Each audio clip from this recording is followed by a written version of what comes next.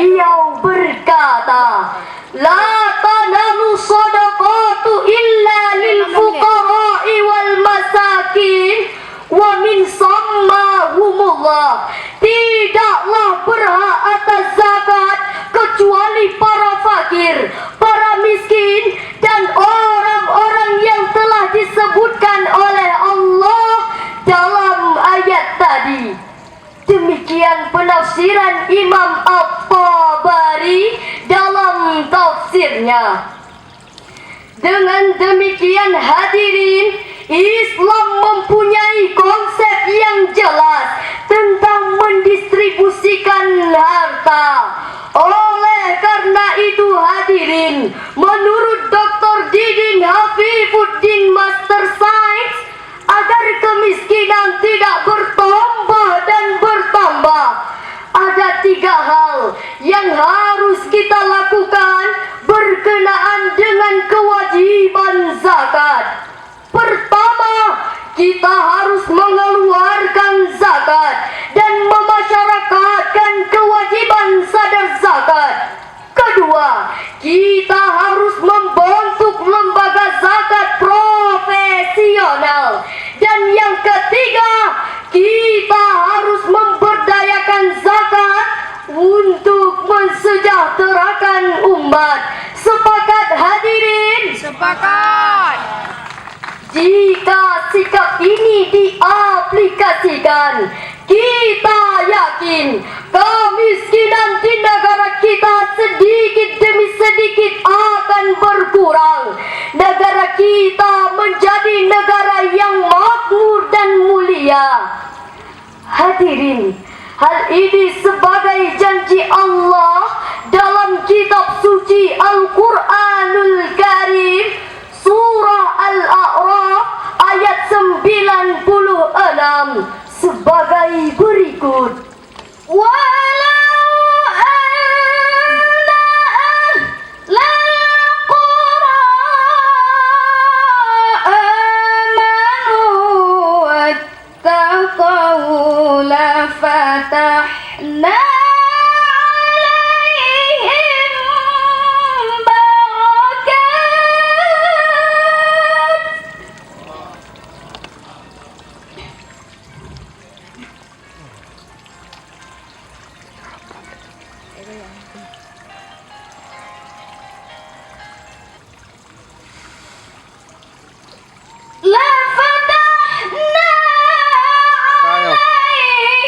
di tempat.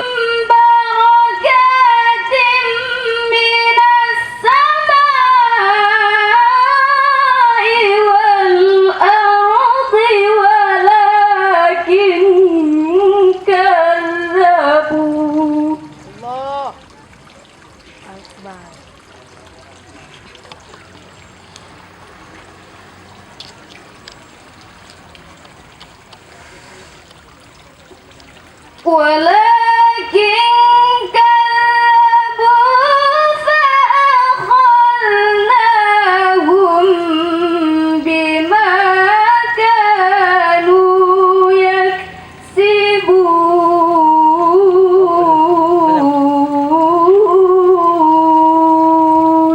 Jika sekiranya penduduk negeri beriman dan bertakwa, pastilah kami akan melimpahkan berkah dari langit dan bumi. Tetapi mereka mendustakan ayat-ayat kami, maka kami siksa mereka disebabkan perbuatannya. Majelis Hakim Mustami'in rahimakumullah. Dengan demikian janji Allah kepada kita, apabila mau beriman dan bertakwa berupa mau mengeluarkan zakat, niscaya Allah akan menurunkan berkah dari langit dan bumi berupa kesejahteraan dan kemakmuran. Hadirin, dari syarahan kami ini dapat disimpulkan bahwa mengeluarkan zakat adalah wajib hukumnya bagi setiap insan yang beriman. Agar kemiskinan tidak bertambah dan bertambah, ada 3 hal yang harus kita lakukan berkenaan dengan kewajiban zakat. Pertama, kita harus mengeluarkan zakat dan memasyarakatkan kewajiban sadar zakat. Kedua, kita harus membentuk lembaga zakat profesional. Dan yang ketiga, kita harus memberdayakan zakat untuk kepentingan umat. Demikian yang dapat kami sampaikan. Dan akhirnya, Sadaqallahul Azim.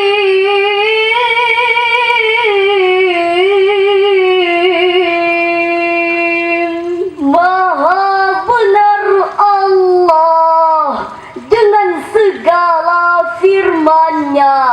Hadirin, jika sikap ini diaplikasikan, kita yakin negara kita akan menjadi negara yang makmur. Indonesia mulia, Indonesia sejahtera. Di atas pangkuan Aceh, tanah tercinta.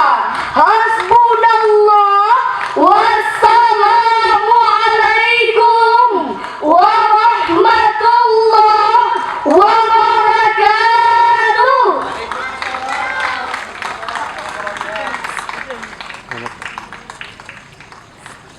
Hantong jepun di metemangan saya Bina binatang pelan hantong jepun di metemangan saya Lalat jamuk pihan tau ada tubuh yang mulia Lalat jamuk pihan tau ada tubuh yang mulia.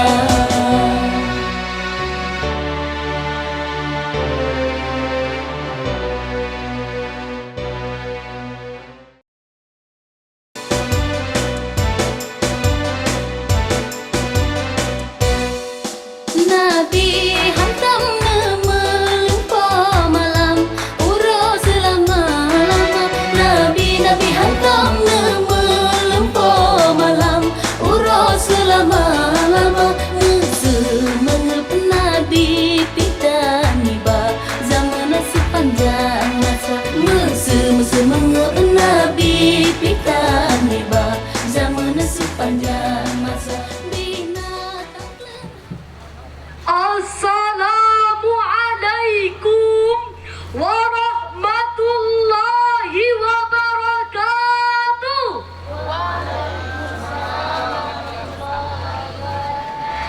Alhamdulillahilladzi ayyadal Islam fi qulubin mukhtalifah. Wassalatu wassalamu ala sayyidina Muhammadin ba'athahu fi qaumin mutanawwi'ah wa ala alihi wa sahbihi wa man tabi'a risalatah amma ba'du. Majelis Hakim, hadirin yang kami muliakan, persatuan dan kesatuan adalah kunci kehidupan negeri ini. Satu kata dalam bertindak, satu ucapan dalam bicara adalah satu kemutlakan yang harus dimiliki bangsa ini. Indonesia adalah negara yang besar, aneka suku, beda warna, beda ras, ragam bahasa yang kita miliki. Bukan berarti harus beda dalam menyikapi keutuhan negeri ini. Suku Aceh dengan kalimat Puha Maya, orang Makassar bilang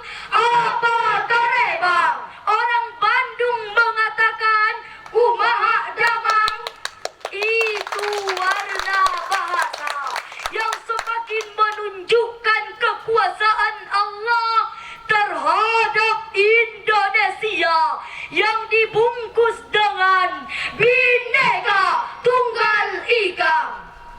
Hadirin Indonesia, bila tak mawas diri terhadap buminya, Rakyatnya, sukunya, bukan hal yang impossible untuk melahirkan disintegrasi bangsa serta mudah diganggu oleh bangsa lain.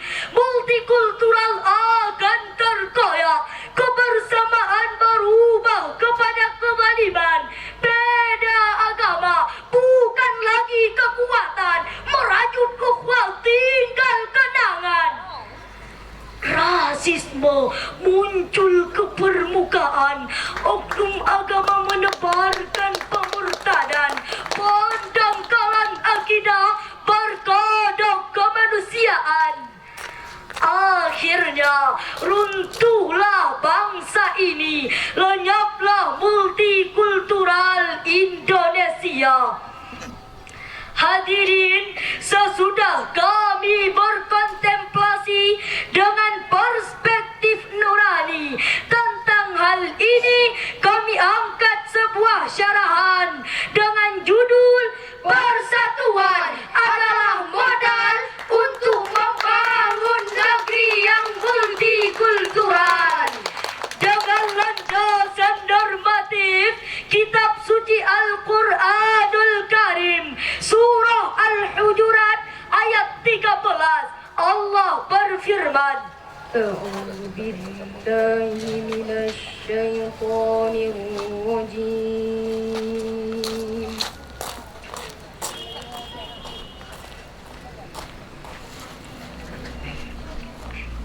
Bismillahirrahmanirrahim. Allah. Ya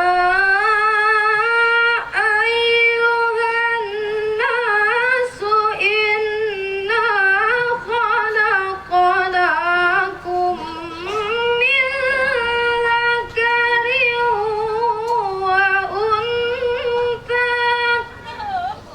wa ja'alnakum syu'uban wa qabaila lita'arafu. Inna akramakum 'indallahi atqakum. Innallaha 'alimun khabir. Aku berlindung kepada Allah dari godaan syaitan yang terkutuk. Dengan menyebut nama Allah yang Maha Pengasih, Maha Penyayang. Wahai manusia, sesungguhnya kami telah menciptakan kamu dari seorang laki-laki dan seorang perempuan, dan kami jadikan kamu berbangsa-bangsa dan bersuku-suku agar kamu saling mengenal. Sungguh yang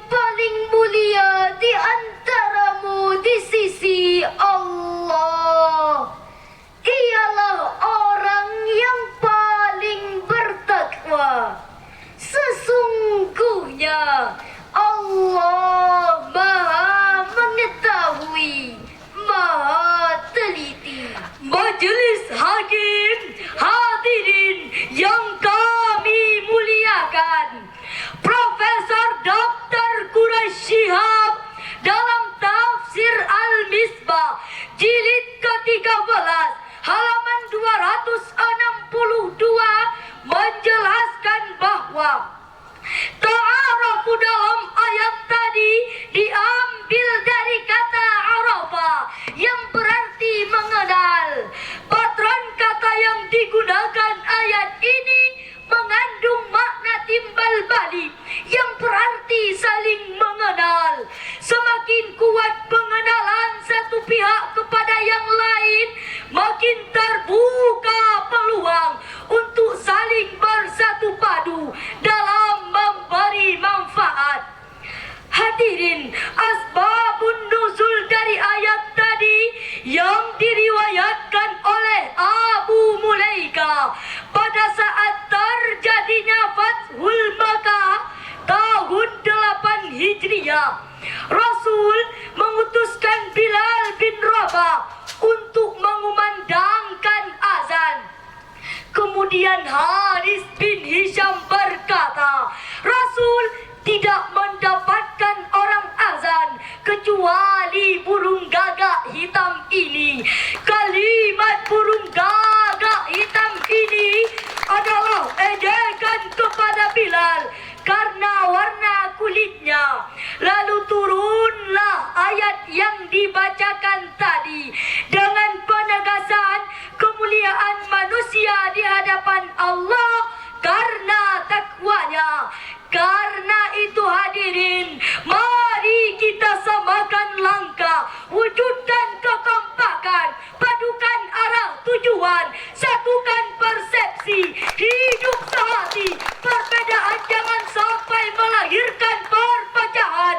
Karena Indonesia satu nusa, satu bangsa, satu bahasa. Bersatu kita teguh, bercerai kita runtuh. Hal ini dipertegaskan Allah dalam Al-Quran Surah Ali Imran ayat 103 sebagai berikut. Wa'tasimu bihablillahi jami'an wa la tafarraqu.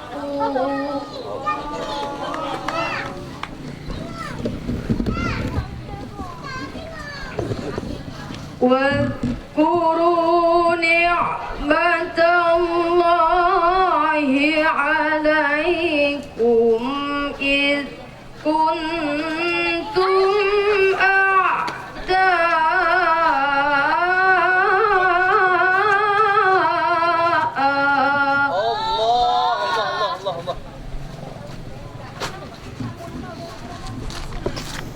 فألف بين قلوبكم